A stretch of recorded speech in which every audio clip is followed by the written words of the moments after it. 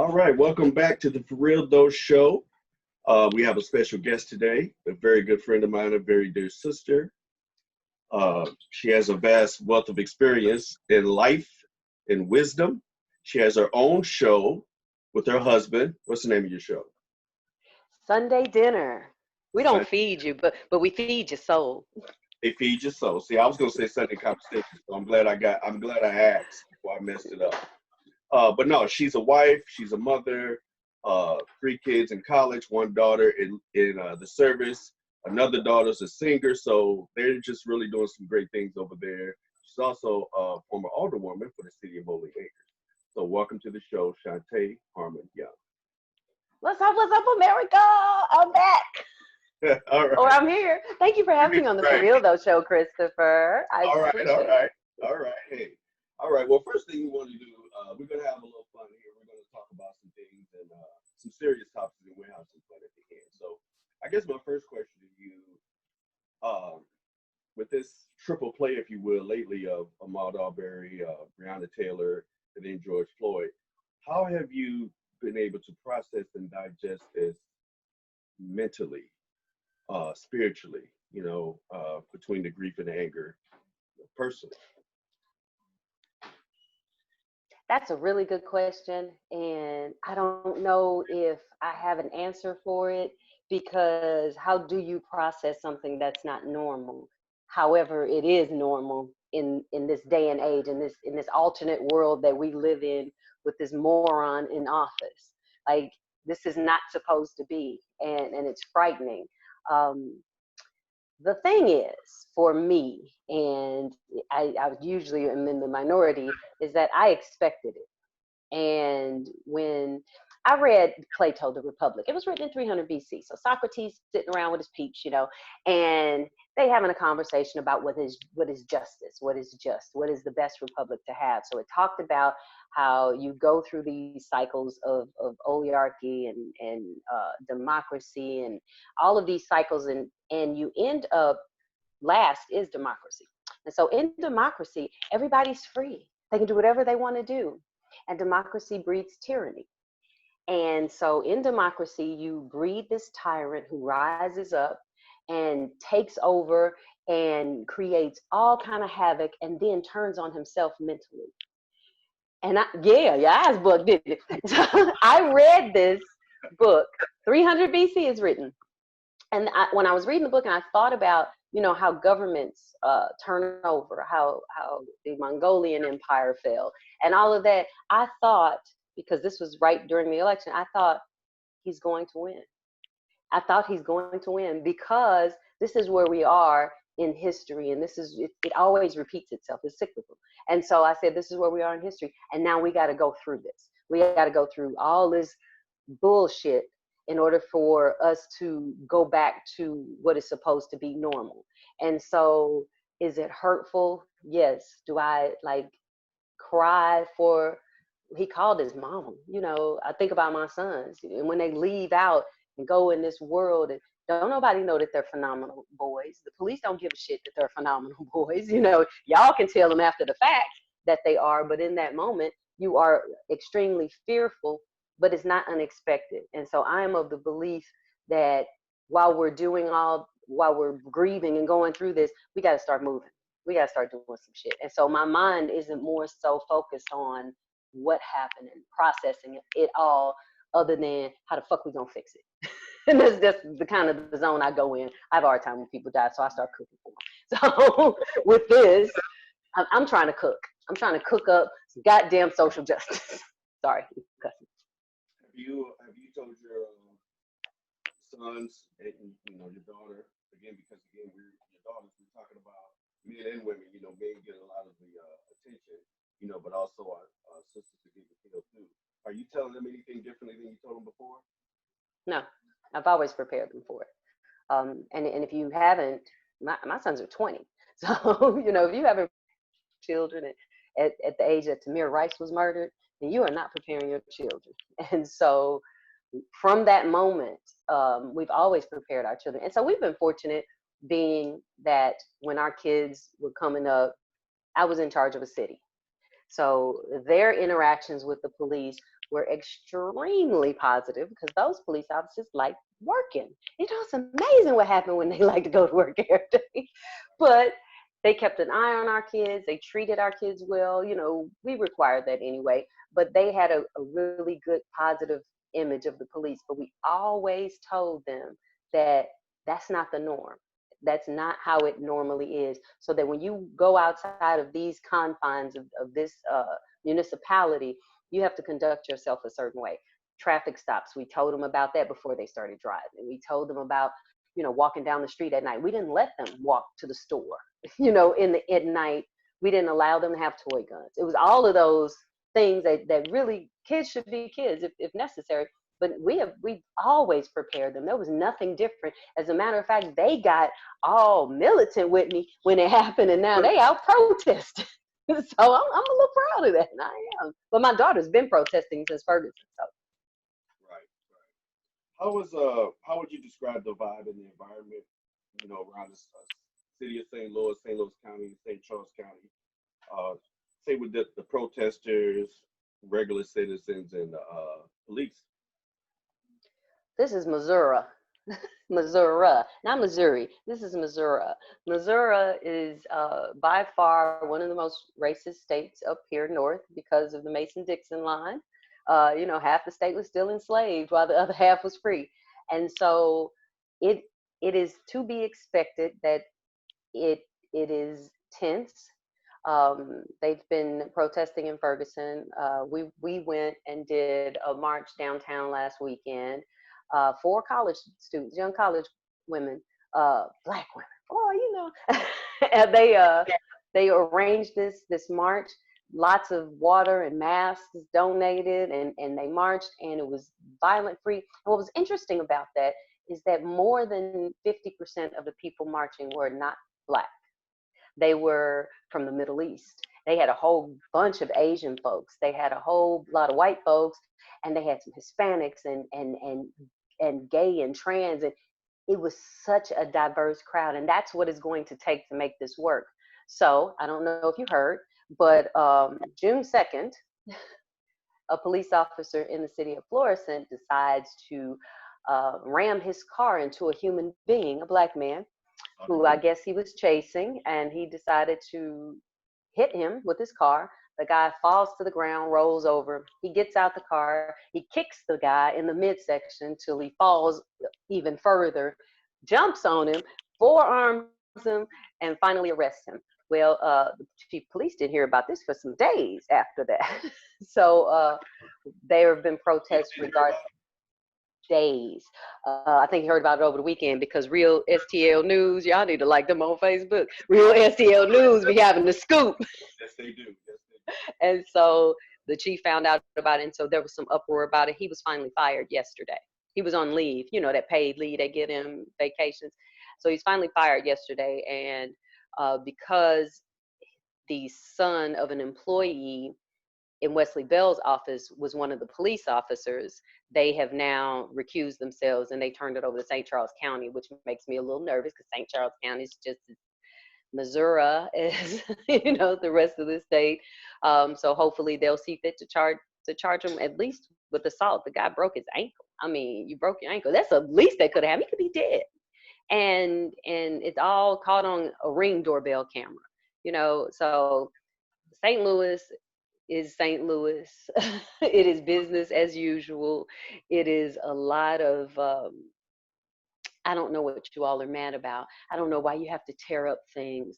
I don't, you know, it's all this and Blue Lives Matter and all of that rhetoric. Did you hear about the Fox Theater? Let's talk about that real quick. Oh, I did. So the Fox Theater, probably about 4 or 5 days ago,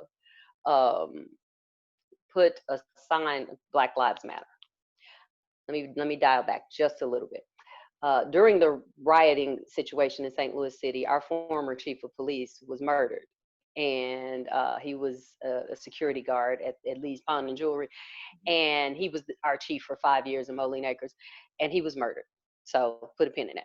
So the Fox Theater says Black Lives Matter. So now all the rich white people or in an uproar. So then they put, well, why didn't you say R.I.P. David Dorn? Like them people even knew Chief Dorn, knew this black man. Yeah. So why didn't you do that? So then they go and succumb to that and put our rest in peace, David Dorn, Blue Lives Matter. You know, sometimes shutting the fuck up is a good thing. You ain't have to say shit. So now it's it's a mess. It is very chaotic, but it's a controlled chaotic. The city of Kirkwood had a real huge march, so which is a predominantly white neighborhood. So a lot of Black Lives Matter signs out. What I'm seeing is that white folks are looking in the mirror. They looking in the mirror and checking their people. And I keep telling them, get y'all people, get them in check, because we tired and they ain't listening to us no way. Get y'all people in check, please. That's been the theme on your social media is, you know, all the examples of white people that are wild and out doing George Floyd challenge and all that kind of mess. So yeah, and I found it interesting that the county chief was Mary Barton.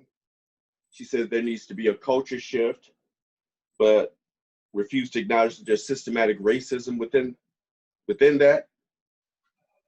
And even I looked her up, Kelly Dunaway, councilwoman from Chesterfield of all places, basically said when it comes to a culture shift and tolerating bad behavior, can we just call that racism? I mean, that's Missouri. I keep telling you. Chesterfield. Can we just call that racism? No. Bill Barr, same thing. A lot of police chiefs I've noticed just refuse to acknowledge and say that there is systematic racism. They continue to say that there's individual racism in the country, in the nation, or what have you. Now, where do you think that comes from? Racism. No. I mean, the fact that they refuse to acknowledge. No, I'm saying racism. Okay. So, I don't know this woman. I'm not going to even comment because I've never met her a day in my life. I don't even. It's hard to even believe that she was the most qualified. And I will be truthful. Troy Doyle was a black man, should have been chief of police. He was the most qualified, the most tenured. Nobody has seen her. As a matter of fact, she had just come before the council for the first time at that week. And how long has she been here? For months and months. And so I just think that there's a tone deafness within the police department. I just posted an article, Chris, I don't know if you saw it, where this police officer for 10 years wrote this long read about how they think is ingrained in them from the police academy, and how some of the officers, the trainees, were bullying people of color and women. And so you had to fill out this anonymous form like, who do you think is a bad apple, and this and the third. And he said, you know, he don't be a good officer. He said these people, and he said, and the next day that the people in charge read it and called him out. And so it ingrained in them, you can't tell on each other. And that's in the academy. And that's what he was saying, that it's almost like your first day, you are indoctrinated. It's a whole indoctrination that you're a blue person. And he didn't say it like that, but he was saying that this is a culture. He said that they would have contests about what's the weirdest thing you can arrest somebody for. It's a game to them. And it's a game that starts in the academy. And so I'm not saying every police department does that. But what I am saying is that if you grow up with a certain thought process already and a certain bias, whether conscious or unconscious, that bias is then the seed of bias is planted, and then this culture in the police academy grows it into this big ass oak tree. So you can't just keep trimming the oak tree. You still got rooted problems, deep rooted, but you got to cut that motherfucker down and grind it. And so I am not surprised by the answer. I am not surprised by it, and it says everything, and it speaks to what I believe St. Louis County Police Department is probably going to be until such time that there is better leadership, is all I can say about it. I heard Carl Douglas, who used to work under Johnny Copper's firm in Los Angeles, and he said that the LA Sheriff's Department, when their guys come out of training, the first place they send them is to the LA County Jail. And so it's one of the largest county jails in the country. 90% black and brown people, and they send them in there so they can, learn how to quote unquote command and make them do things, right? And then they send them in there for a few months, 6 months, 12 months, 18 months, and then they send those officers into Compton, into East LA, into Watts. Setting them up, hardening their hearts. Yeah. And that's what he was saying. It's a real long read. You should look at it on my Facebook page, but it's a very long read, and it was, and I applaud him for his honesty too. In saying that, and the culture does not allow for you to be a good cop and to say something. And even the cops here in St. Louis, America, we have two police unions. We have a black police union and a white police union in St. Louis. Why is that? That speaks to, that says everything. It speaks to the level of division that exists. And these black police officers do not feel protected by this white union. They don't feel valued by this white union, but this white union wants their money. So they have their own union, African Americans and white police officers. And what does that say? What does that say about where we are, in this area and in this country, when you can't even one union? And what do you need a damn union for? Let's talk about it. We're going to get to that. So just for the record, the Ethical Society of Police, which represents black officers, is not really a union. It's a society. Society, right? It's not a union. So, but because it can't legally be a union, right? But again, it is there to represent black officers. So, and I know that there's also two separate unions for firefighters. It is. It's fire, and then it's a local chapter. I think 2665. So, but again, what does that say? That Mason-Dixon line is real. It is real, and it is ingrained in our minds, not just in geography. Yeah. So now you were Alderwoman. So tell us about your experience there. How long you were, and how did you guys handle the police? Well, I was president of the Board of Aldermen for the phenomenal city of Moline Acres for 12 years until I moved. It was important to me. It was so important to me when I was elected, when I first moved there even, and I realized, and this is the issue in municipalities, and this is part of why the DOJ came to Ferguson. 67% of our revenue was derived from tickets. 67% of a several $million budget came from pulling black people over, because you're pulling black people over because it's a black neighborhood. From pulling people over, piling on tickets for, you get pulled over, say your license plate is expired.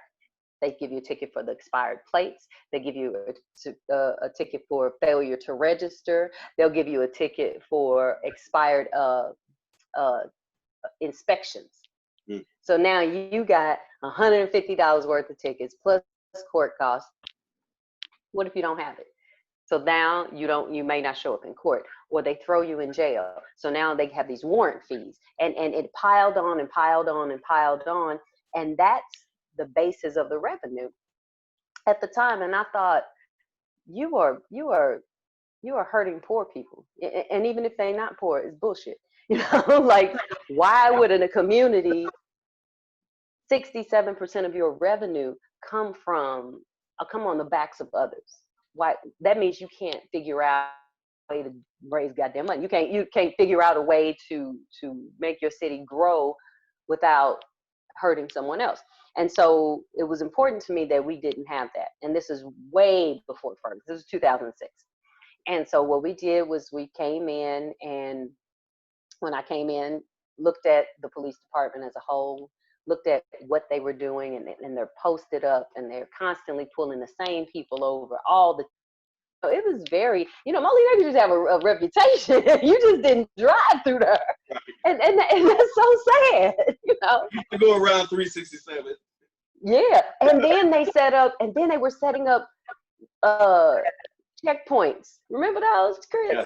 Where they just pull you over randomly to see if you have insurance. It was so blatantly pathetic to me, and I couldn't subscribe to it. So we went in and just kind of restructured it so that our police officers are not there to just pull people over and make money. They were like, who got the highest number of tickets? They had prizes for that. I mean, it was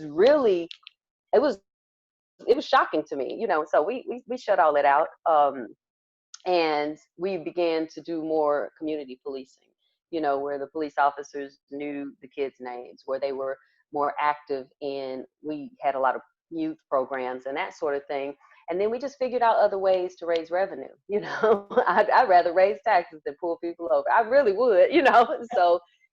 And we found a way to streamline, our costs and just really not be that police officer. We had several instances, if I may,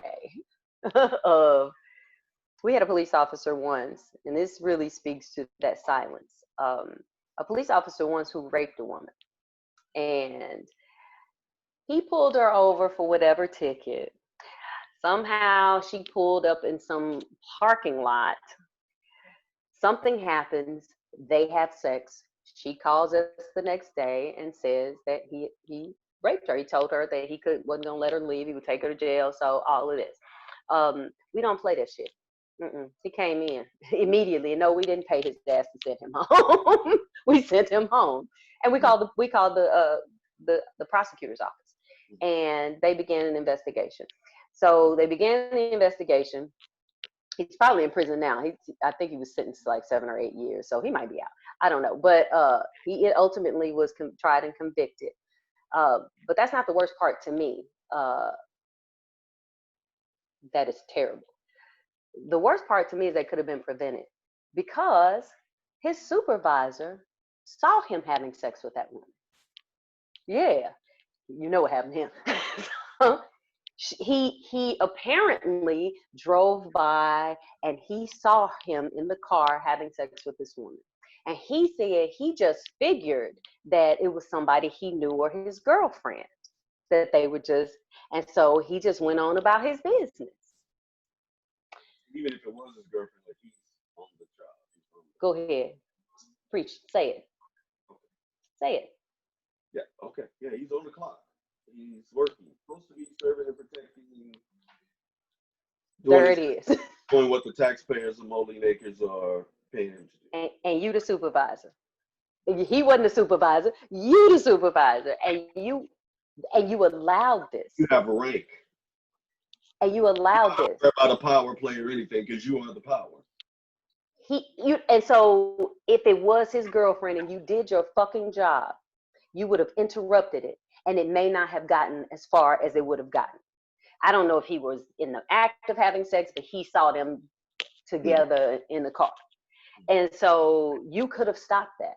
You could have done your job to say, hey, you ain't supposed to be screwing on the job, and then realize that she was being raped.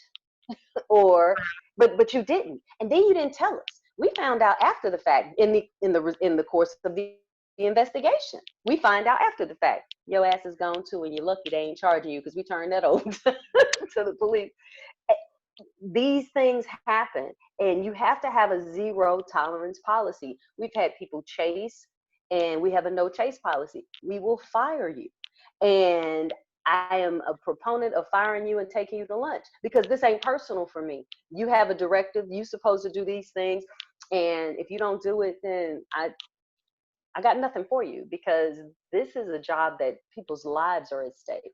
We had another one white cop who decided he didn't like the way the mailman was driving, a young black boy, and started harassing him. And when the guy wouldn't feed into that, he went to that man's job at the post office and tried to have him fired. Did you hear what I said? He was unemployed too. Zero tolerance. You have to have it, because if you don't, then like with your kids, you better quit that, little Johnny. Don't do that no more, little Johnny. You, boy, little Johnny, stop, little Johnny. You gonna get wore out where you show out. So I don't know if that's a black mama shit or not, but you cannot allow it, and you cannot send them home and pay them. And with that, our attorney had always said, oh, well, you should pay them, because if they come back now, you got to pay them back pay. Let them be broke. Like, I'll pay them back pay if it comes to that. Yeah, if they come back. Most of the time they didn't. So there was no skin off our back. So what's the difference between you being able to fire those officers and other ones, other municipalities? Is it a difference in the union or what? Well, in our municipality, we didn't have a union. So St. Louis City and St. Louis County, they do have a union. And quiet as it's kept, they can pay into that union if they wanted to, and become a part of that union. It's never really happened. Maybe they didn't have the cost for it. But quite frankly, union or no union, rules are rules. And so I think it becomes more of are you afraid of them? And a lot of these police unions are former police officers, so they don't see anything wrong with it. So they're going to fight for you. I mean, and unions, that's what they're supposed to do. They're supposed to fight for your job, right, wrong, or indifferent. That's what they're supposed to do. But at the end of the day, you don't have to give in to that. You don't have to give in to it. So had they come and did all of that, because it wasn't just me. I'm president of a board, so the board has to agree with me. The mayor has to agree as well. She has a veto power. But it was us recognizing that this is what we're going to tolerate and this is what we're not going to tolerate. And I don't know if it helped that we were all women. I don't know, because we were for a number of years. It was all women, the mayor and the entire board. And we saw our sons in these situations. We saw our daughters in these situations. It maybe that's what it was, but we didn't give a fuck. Excuse me, America. What you're not gonna do is punk me. So, and that was kind of the stance that we had. That what you're not gonna do. We have a set of standards. We have a set of rules. You break them, it is what it is. You signed a piece of paper. We didn't. And so, I think that a lot of times people are fearful, and they're fearful of the political backlash. What the hell I care? This is not my life, but this is somebody else's life that's in my hands. And sometimes politicians, all the time these days, they forget who they're there to serve. Like the police officers, they forget who they're there to serve. And this is about people. And so maybe that was the difference. I really can't call it. But if I were serving on a board, or if I was serving on a county council, if I were the county executive, I'd have a zero tolerance policy for it. And sue me. We'll figure it out. Well, we've been sued a few times. I understand that they're in the renegotiation, or their term is about up. Mm-hmm.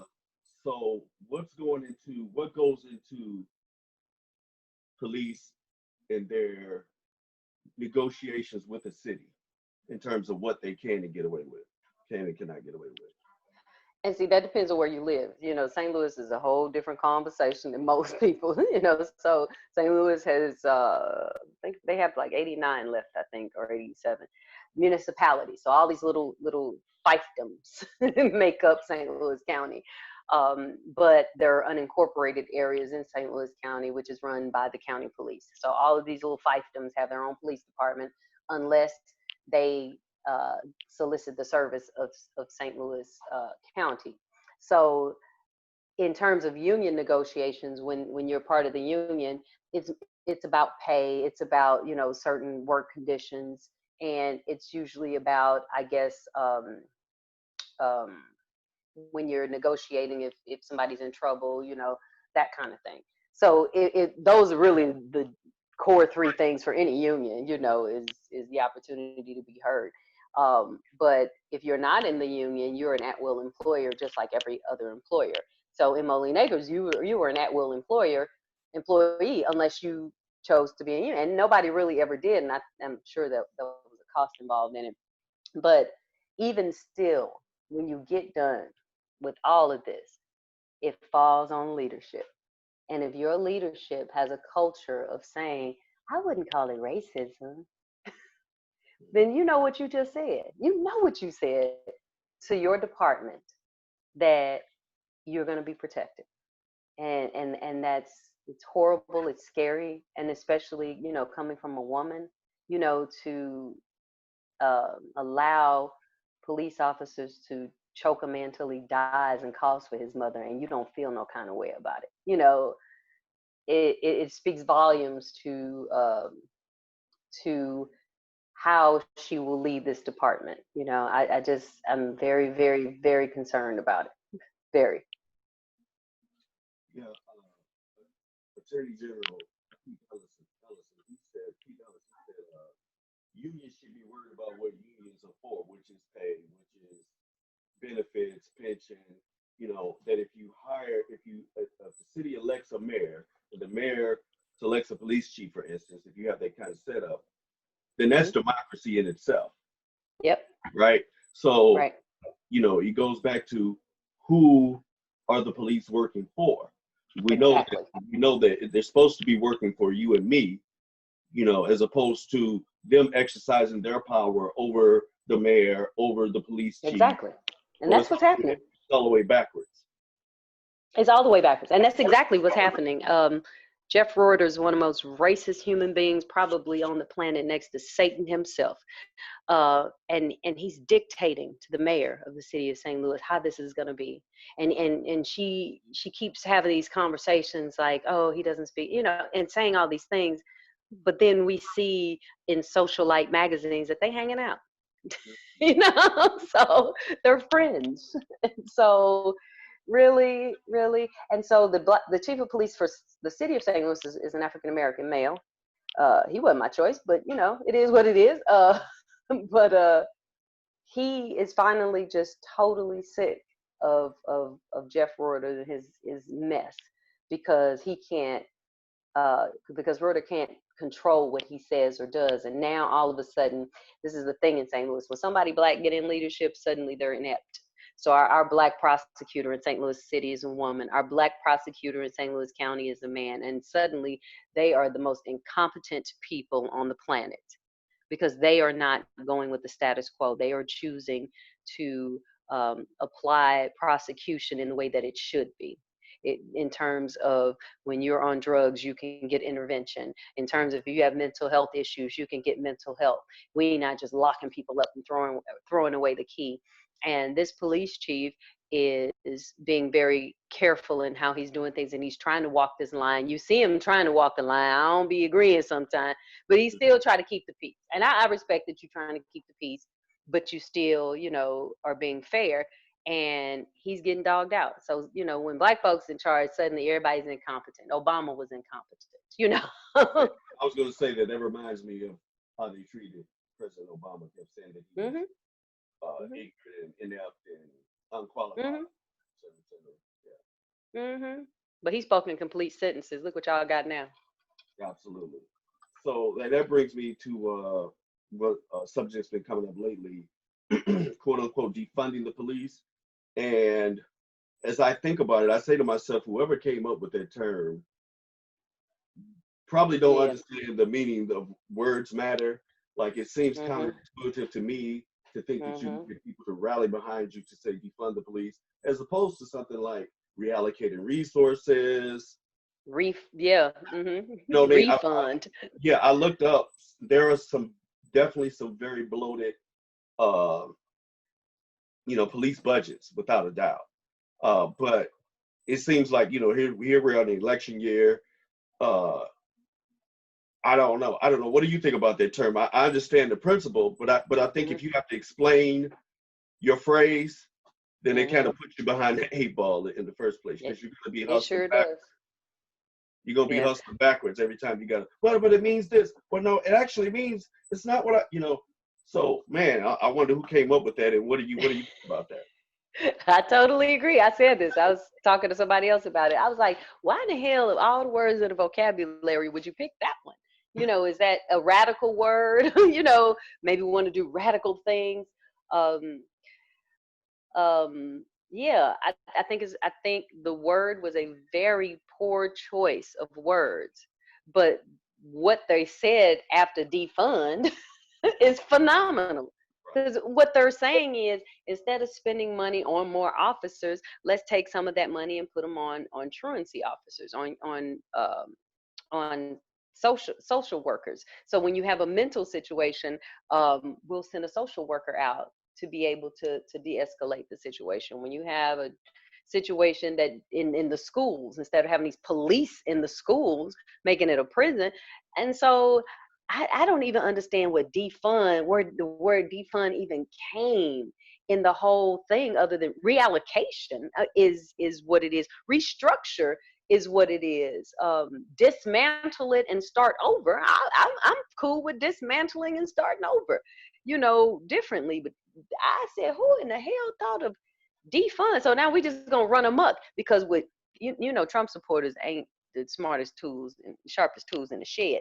And so when you start using words like that with ignorant people, and I mean ignorant meaning I don't know no better. When you give ignorant people certain words, they don't care about the context behind the words. They just care about the word, that you said. And so you've instantly created something that didn't even have to be in using in a choice of words, because like you said, words do matter. And so you got the real ignorant folks saying that. Now you got the brainwashed sheep ones who kind of sort of educated, but they just want to say do what he do. Now they on the bandwagon, and now you got all these police officers and the Blue Lives Matter people. Now they on the bandwagon, when in fact that they would want you to stop fucking have them coming to situations where somebody's struggling emotionally, where somebody's hungry, or somebody's having a mental breakdown. Why would you even want to go? I mean, you should be like, yeah, that's in her, because you're not, solving marital problems. You're not, that's not what you're there for, and so like teachers have those same issues. They're therapists, they're feeding kids, and they have all these roles. So when it come around to teaching, really they don't have a lot to teach because they're busy doing all these other things. And so you would think, because common sense will tell you, that's what my mama used to say, common sense will tell you that that's a great idea, but because a Democrat or a progressive says it, or because a person with common sense says it. But I don't know who the hell thought up that word. Whoever thought up that word, baby, get you some older friends. Right. That really messed me up. Getting back to George Floyd for a moment, I saw recently that, and I knew this from the beginning. When I saw the manner in which Derek Chauvin murdered George, I said to myself, man, they know each other. Like, he knows him. Like, We did too. He knows him.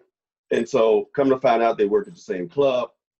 And Miss Santa Maria, who's the owner of the club, because I thought about this, I said, if you say that he's got problems with minorities and he's bullying them, this, that, and the other, why would you keep him? And what she said, she just, as soon as I thought that the answer came out, she said, because Minneapolis would send me somebody worse. So you think about it, like, he's the poster boy now. So he the bottom of the barrel. He the bottom of the barrel, and had she sent him back, they'd have lifted up the barrel and dug amongst the roly-polies and found somebody else. Okay. And she couldn't hire private security? No. I don't know. I know obviously George Floyd was a bouncer, obviously, So I don't know, if they got something going. Minneapolis, I was just there in November. They have a plethora of clubs. I mean, they got a bunch of nice spots in their downtown area. So I don't know, would it be in downtown if it's a union thing or not? You know what I mean? Right. Yeah. So that could be.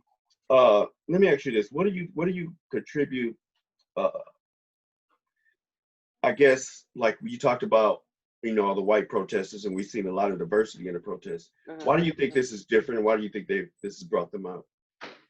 That's so interesting. I just had this conversation with a young lady yesterday.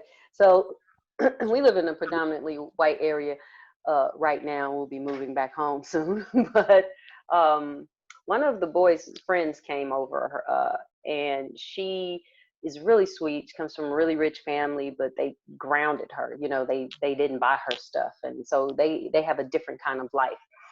And they've always been very conscious people and loved my sons and just really good people. So she comes over because it was my son's birthday yesterday and brings some bread and all that. And she sits down and she talks to us.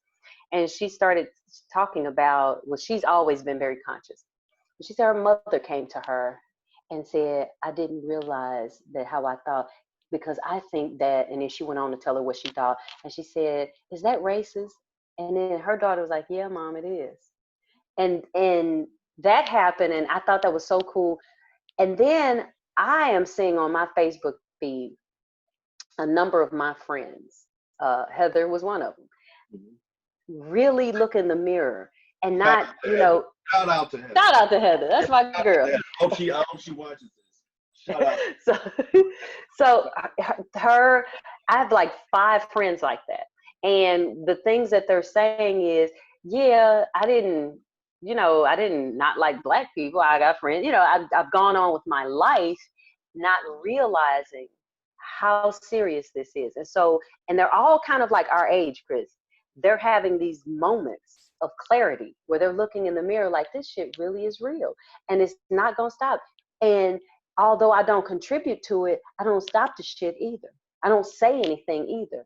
And what they've recognized is that there's nothing black folks can say to white folks to get them to stop.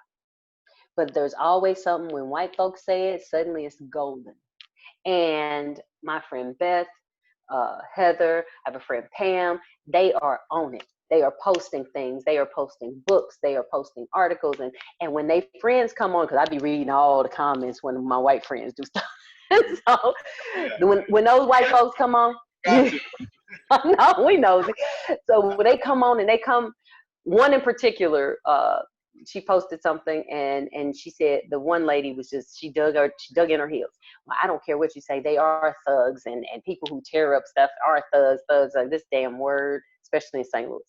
And so she went on to kind of check her. But then a third woman came on who I was friends with. Cornell and I were very good friends with her. And we stopped being friends with her after Ferguson because she threw that word around. And she didn't get it. And she was older. She's a little older than us. And she came on and she said, I didn't realize the impact that word has. And if that word is hurtful to someone, you shouldn't say it. I've lost friends over that word. And she's in her late 60s. To say that says that so now they're understanding that this is fucked up and it won't stop. And it'll keep happening unless we speak up and say, hey, you're wrong. And so I think that a lot of our friends, our age, our white friends who weren't necessarily allies, but just kind of going on with their life. And ain't nothing wrong with that. It don't bother, it don't impact me. So why am I tripping? But I feel sorry for y'all over there. Now they're realizing that their silence is complicity. And now they're starting to not be silent. And I think that's what it is. And these young folks, they ain't playing with y'all. These young little white kids, little mixed kids, we had a bunch of mixed kids too. They are so over this, and they don't understand it either. And they just over it. So you got these young ones, and then you got these older ones coming, and then you got the older ones who always was there, So I think the numbers are growing that are just sick and tired of it. Like, why are we still doing this? And one of the people, when we were at the protest, old lady, she had this sign. She said, I'm 62 years old and I'm still protesting this shit. When are we gonna stop? So I think that's why it's just at that point, because now there are more of us than there are of you. And the math is changed. And more mathematics is everything. Now we need to get our ass out there and vote. Absolutely. I go back to Carter. His reason was, he said that he's been suing police for 20 years. Mhm. 40 years. And he said the brother narrated his own death. He thought that was the difference. He's like, help! Yeah. I can't breathe. Mhm. Mama, Mama. they're gonna kill me. Mama. And I don't know if that's it, but I believe that even in the culture shift that we're about to get to as we get close to wrapping up, is I believe even with a lot of these corporations, that I believe these young white people in the streets Mhm. joining us are what's really making a difference right now. It Because is. these are the consumers. These Mhm. are, what I'm saying? These are the future. These are the now, as Mhm. opposed to some of these other people who are leaving, That's Uh, what I told Hannah yesterday. I said, y'all gonna make this work. Y'all, it's gonna be y'all. so let's go into a little lightning round here as we start to wrap up. Before we What- wrap up, can we shout out Minneapolis? And if Prince were here, this shit would be whole lot different. I'm just saying. Well, Shout out. I miss my baby. Go ahead. that he was definitely in the civil rights movement. That he funded many projects with Spike Lee, through Van Jones. He had a lot of people working with him. His only stipulation was do not tell them that it was me. He got a lot of people Exactly. out of jail. He's donated to Mhm. many cities all over the country. Mhm. Various community programs, various youth programs, various music Mhm. programs all over this nation Supported Black women constantly. for decades. So I can't wait Mhm. to do our Prince conversation. That's coming up. It's going to be a lot more fun, than this one. We will definitely fill up the whole show about some Prince for sure. You owe me a show on mine about Prince. We're going to do both. Okay. I'm just saying. So, with the lightning round here, what do you think about NASCAR? Say again. What did you think about NASCAR removing their Confederate flag? I think it's bandwagon shit. Let me be real. It's bandwagon shit. It's cool. It's cool to be Black Lives Matter right now. Whether or not those people actually, the other folks they'll bring their Confederate flags. That brother Bubba, is that his name? Oh, what? Bubba killing it. I think that social media and the cancel culture it got pressure, and I think it's bandwagon shit. Do I think that they're gonna actually have diversity within the NASCAR system? No, not particularly. I think that they're gonna be business as usual. Look what they did with Danica. They're not just racist, they sexist too. So I just think it's bandwagon shit. And then the guy who quit, you ain't won a race in your whole life and you 50. You think, did you see the response from NASCAR? They said, we had to Google you. I'm sure your 12 fans, gonna be mad that you ain't gonna be there no more. I was done. Well, But no, I think it's bullshit. I'm not quite sure yet because I know that their main constituency is our Southern white men that really hold on to that heritage, not hate thing. So I give them a little more credit. You so nice. I'm sure they checked the numbers, without a doubt. They had their little. I believe that, but I don't know that they would have lost a whole lot still catering to their Southern brand. I don't know that, but so I guess we'll wait and see. What was your take on the? You talked about the election. What was your take on what went down in Atlanta with the polling places? What was being set up, and America. Let me say this. We did this years ago. This was a plan put in place. I don't know if you ever watched that documentary where the night Obama got elected, all of these folks, including Newt Gingrich, sat around drinking with their head in their hands, trying to figure out what the fuck just went wrong and how are we gonna fix it. It's a whole documentary. It's on PBS, and What is it called? I'm gonna send it to you. But they were talking about like, what are we gonna do?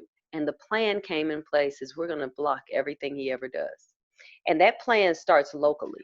That plan starts with election judges who are elected. Now you're running election judges that are going to side on your side.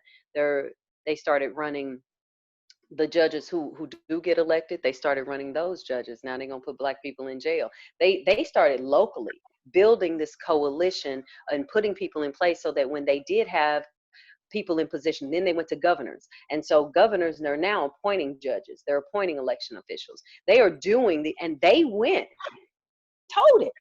And our dumbasses just let it happen because we ain't voted in midterms election. And so they stacked this deck. They've been stacking this deck since 2008. All the way up to now, they have a Supreme Court majority. This was not by happenstance. This was a plan. In 2008, the night Obama was kicking it and we crying, they put a plan in motion to take over this America and make it what they want. And they did it. And I've said since way before 2008, we gonna fuck around and vote ourselves into slavery by not voting, our action or inaction, by not voting, or by voting for people because it feel good or they sound good, or they made these promises without using our intellectual prowess, to actually look up these people. We're gonna fuck around and vote yes on a proposition, and we're gonna be picking cotton because we are not in tune to it. So it was something that was building. And then when Stacey Abrams ran for governor, that shit was in place. There was a machine in place to fuck her over. and it worked.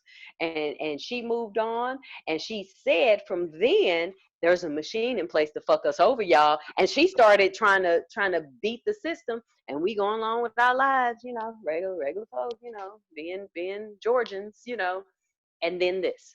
And so this was a buildup. But what we have to do is be diligent, in as much as if you got to stand in that motherfucking line for 7 hours, stand in that motherfucking line like it did for Obama for 7 goddamn hours, and make your voice be heard, and then consistently do it from the local level all the way up into the national level, because the president really don't run your life. It's the Shonte alderwoman that runs your life. It's the mayor that runs your life. If it's dog catcher you voting for, that motherfucker running your life. They are running your life. And if you are sleeping on these people and then you want to go do this, that's too late. By the time we voted for Trump, that's too late. I mean, we could have had a House of Representatives and the Senate in place. They took over that whole shit from the beginning all the way up. And unless and until we decide, can I have one more minute? And unless and until we decide that we're going to collectively be a movement. So I'm not a protester. I mean, I did it. It was cool. Too much goddamn walking. I'm 50 years old. But I am someone who can make other things happen. And if we got to get on the same page, y'all. So while y'all out there protesting, y'all need to tell us what the demands are. So then we can sit at the table and say, these are the demands. And we don't have that structure in place, or we need that structure in place, just like they did. And take it over from a local level, bring it on up and start electing people, not just electing people and having an agenda, like APAC does, like Axios does, have an agenda, that this is our agenda, and move forward from a local level to the top level. So what happened in Georgia was a sum total of a plan from 2008, which worked to perfection. And it's up to us to dismantle it. Not defund it, dismantle it.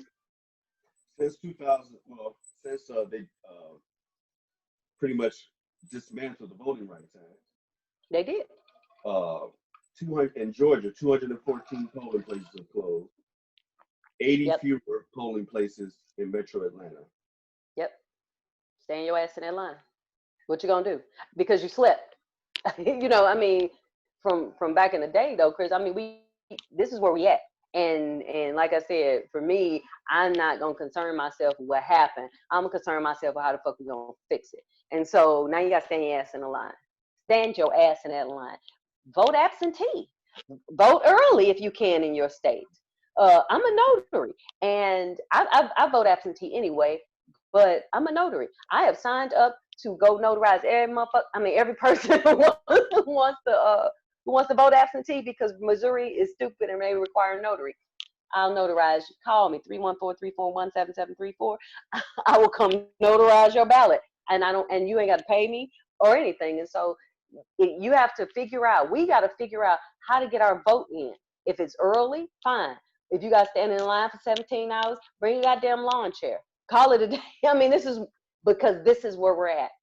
And had you been proactive, we wouldn't have this conversation.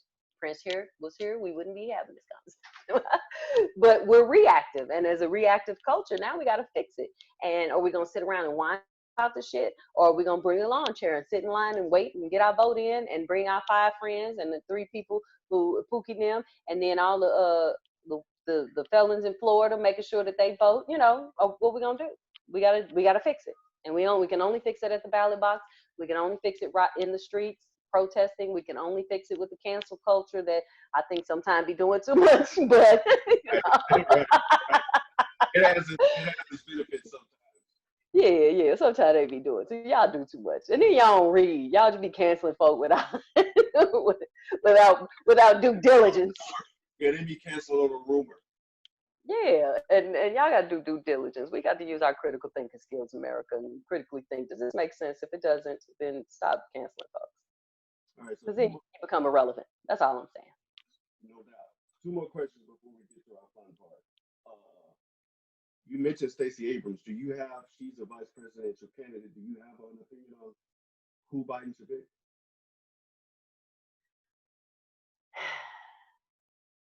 Yeah, I mean, do you want my emotional answer or do you want my logical answer? Because those are 2 very different things. Okay, well, I'll give you my answer. Okay. And I think they're both logical. I just think it's logical. Okay. I don't know that it's emotional. My vote is for Stacey Abrams because I believe she's a great voice. She sticks to the script. Very little words with a whole lot of substance. She comes across as extremely confident, deliberate, always on point. She just doesn't waste anything. She knows how to me, even though she doesn't have the experience Biden has, she's much more appealable. To me, she can be what Biden was to Obama. She can be the person that speaks and say the shit that he don't speak. And I'm sorry I messed up, because I was going to get to the end of this podcast and say my mom's going to really be happy that I didn't use profanity, but I used 1 profanity word. So let's hope. Mama, I'm sorry. I love the Lord, but I cuss a lot. No, she won't fuss at you. She fuss at me.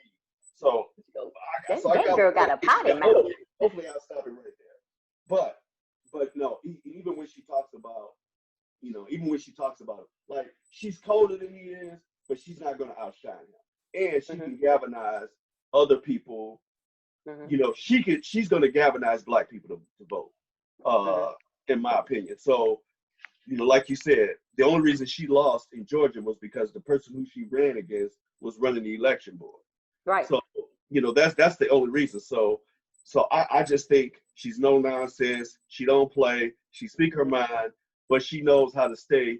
You can't call her a quote unquote radical Black woman. You know what I mean? It's a lot of those other things they use against her. They can't use against her. So I think it's all logical, and I think with the recent events, it's set up for him to just. To me, the last few weeks, I mean, it's set up. You can't pick Elizabeth Warren. You can't pick Amy Klobuchar. You can't do it because you can't do it. You're gonna have to give us something. And I ain't talking about just for the Supreme Court. Obviously, we're gonna need that down the line for sure, because I know RBG is holding on. RBG hanging on by a thread, y'all. Holding on by a thread like it's by the grace of God. So that's my. So it's not, to me, it's a very logical choice. But I'm interviewing you, so I'll let you have the last word. We talking. I didn't know he was interviewing me. I thought we were just having a chat. Because these types of chat, America, these type of chats we have anyway when we together. From an emotional standpoint, I agree with you, and logically in terms of, is she qualified? She's hella qualified. She's a Black woman. Understand that Keisha Lance Bottoms, the mayor of DC, who ain't backing down from that bastard in charge. The mayor of Chicago, Lori Lightfoot. Boy, she everybody, ain't she? I love them all. They're awesome. Oh, They're powerful. Black, I mean, powerful, and we not scared. And so and this is no shade to black men, because we love our black men, but they already got another battle, and they got their own shit. You know, they got other things going on. But we strong. We nursed y'all babies. You know what I'm saying? We've raised children. We've done things. Now we're the most educated group of people in America. You know, and so I think that a black woman would absolutely knock this shit out the park. Out the park. But I'm in politics. And politics is about numbers. And how do we win? I sincerely hope that the black vote can bring it over, but the black vote has been so shaky. The only constant has always been black women. And while Stacey could bring the level of black women, because Hillary had 97% of black women vote and still lost. The thing that's going to change this election are white women. That's the thing that brought the election over. 52% of white women voted for that pussy grabbing motherfucker who's in office right now. 52% of white women turned on their own white woman and voted for him. And that's the thing that has me saying, maybe we should rethink this. And maybe we should get a more palatable white woman, because we ain't voting for Joe Biden, quite frankly. I love Joe Biden. Let me just say this. What you mean? This is a vote against something. This is not a lesser of two evils. This is none of that bullshit. We trying to get him gone.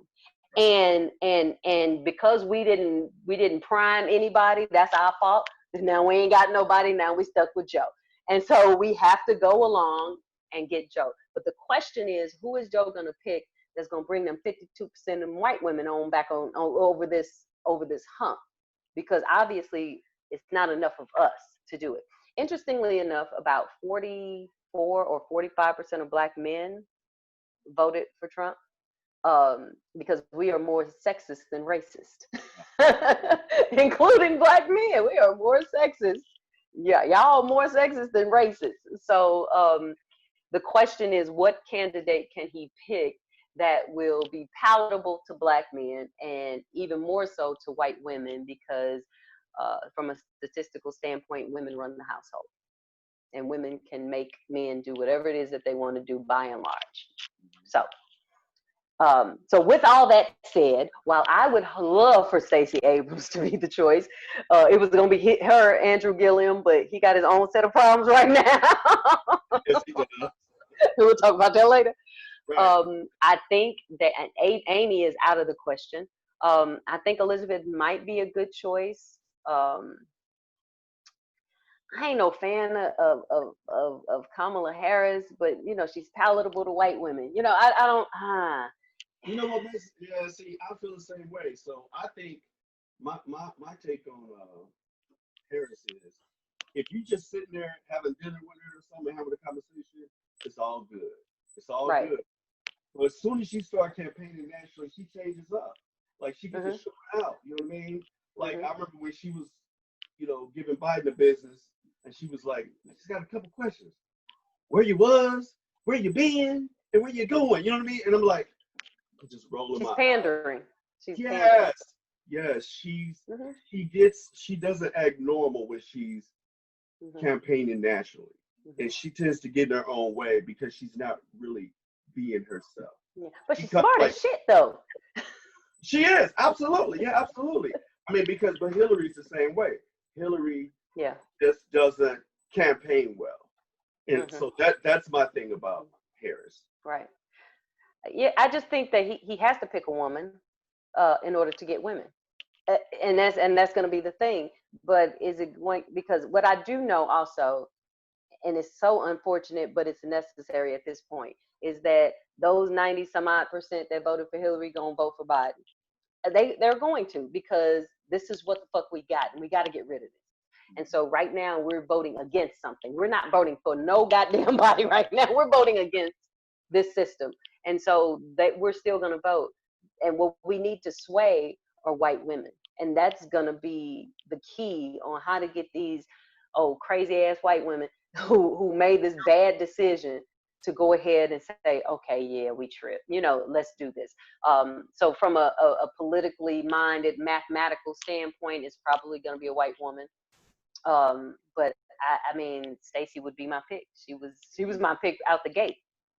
Mine too. So, but you think Warren would be the one to galvanize probably the most out of the white choices that we have? I think it has a lot to do with the fact that she's an economist, and so after sexism, people care about their money, and so I find her to be, really, really good in showing him how to bring us back from this crazy situation we're in. Yes, she's kind of extreme when it comes to like paying for college, which I would hope that she does, but but she's the vice president, so that's not even going to matter in the grand scheme of things. But she brings a level of comfort to white women and also a level of she's intelligent and she's about numbers and she's about how to bring our economy back, which is the other thing, that's the other piece that we have to figure out, because right next to their emotions, their money is tied into it. And so we have to,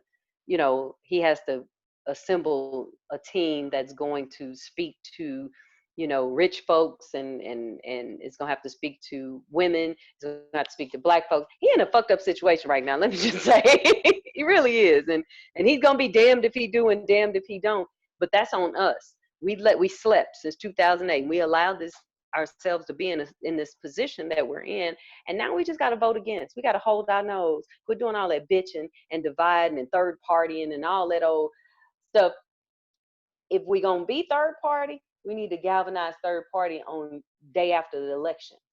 And the day after he got elected, we should have galvanized third party and brought us a Stacey Abrams up, and done that, but we didn't. And so we are in this position now where we got to choose. I mean, and do we want to die in 4 years, or do we want to, thrive, or just be in the same situation we're in? Well, I'm the only other person that said Stacey Abrams, so now you feel even better about my choice, that it wasn't merely emotional. I really thought that it was logical all along. So you feel like you don't feel like there'll be a backlash from Black people if he picks a white woman? I mean, I think there will be substantial enough to affect the voting polls. And that's where we're at. And that's where we're at. Because when you do the math on both, so you have to, everything for me in politics is about mathematics. And so every decision, how does this affect it?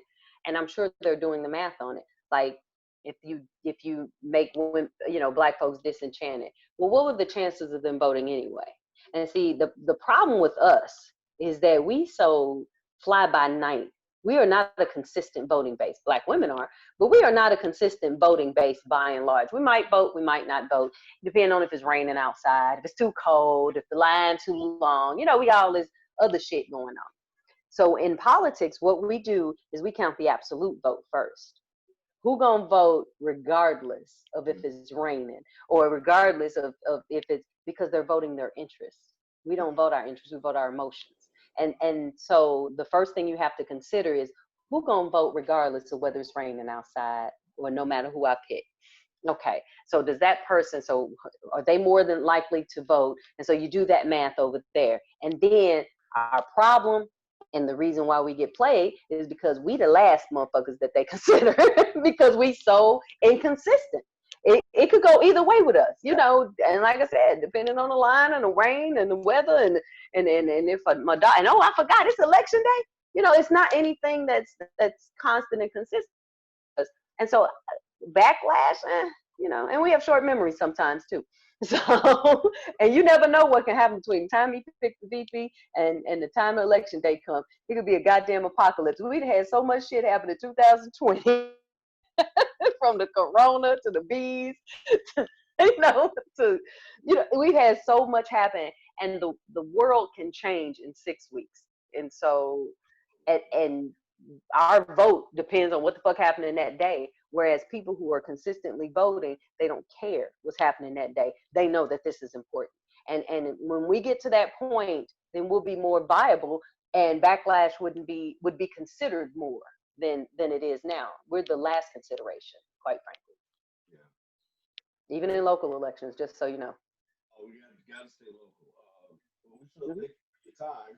Before we get out of here, we're going to do what I like to call the Black Sheep Challenge.